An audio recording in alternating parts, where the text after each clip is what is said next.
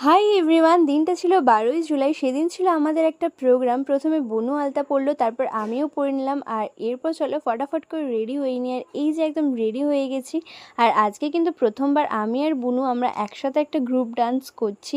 তো আমাদের লুকটা কেমন লাগছে তোমরা কিন্তু অবশ্যই কমেন্ট করে জানিও। আর এরপর রেডি শেডি হয়ে আমরা বেরিয়ে পড়লাম। আজকের গন্তব্যস্থল হচ্ছে থানা, যেখানে আমাদের প্রোগ্রাম হয়। আর এসে দেখি অলরেডি প্রোগ্রাম শুরু হয়ে গেছে। আর এই কিউটিদের সাথে দেখা হচ্ছে, এটা আমাদের গ্রুপ।